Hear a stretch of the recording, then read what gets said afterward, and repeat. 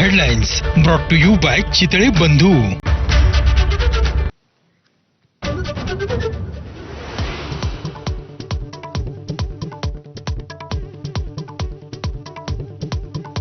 दोन्ही राष्ट्रवादी एकत्र येणाऱ्या माळेगाव कारखान्याच्या निवडणुकीमुळे ब्रेक लागल्याची चर्चा.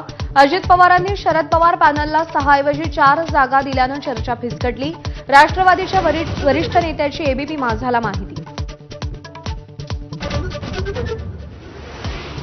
डोंबिवलीनंतर आज मुंबईमध्ये ठाकरेंची शिवसेना आणि मनसेचं एकत्रित आंदोलन. इंडिगो अंतर्गत येणाऱ्या अजाईल कंपनीच्या विरोधात दोन्ही पक्ष रस्त्यावर उतरणार.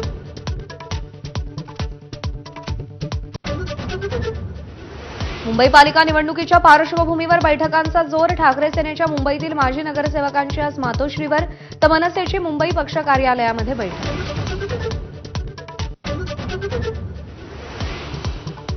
सांगलीमध्ये काँग्रेसला धक्का. माजी मुख्यमंत्री वसंतदादा पाटील यांच्या नातसून जयश्री पाटील आज भाजपत प्रवेश करणार. मुख्यमंत्री फडणवीसांच्या उपस्थितीमध्ये हा पक्षप्रवेश होईल.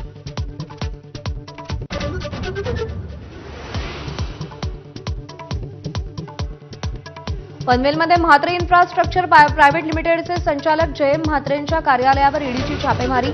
गेल्याच महिन्यात जयम म्हात्रे प्रीतम म्हात्रेंनी भाजपत प्रवेश केला होता.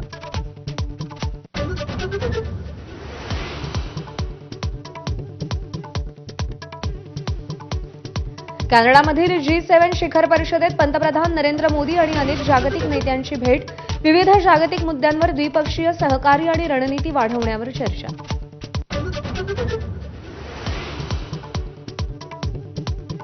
इराण आणि इस्रायल संघर्ष शिगेला. इराणचे सर्वेसर्वा खामेनी यांच्याकडून युद्धाची अधिकृत घोषणा तर इस्रायलकडून इराणची 12 क्षेपणास्त्र तळ उद्ध्वस्त.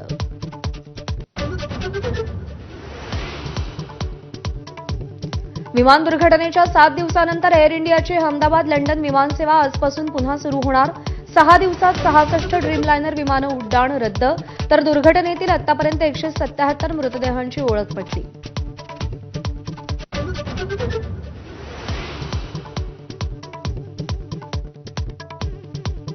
कॅब ड्रायव्हरकडून कमिशन न घेण्याचा ओलाचा मोठा निर्णय. संपूर्ण कमाई ड्रायव्हरलाच मिळणार. 10 लाखांपेक्षा जास्त ड्रायव्हर्सना त्याचा फायदा होणार.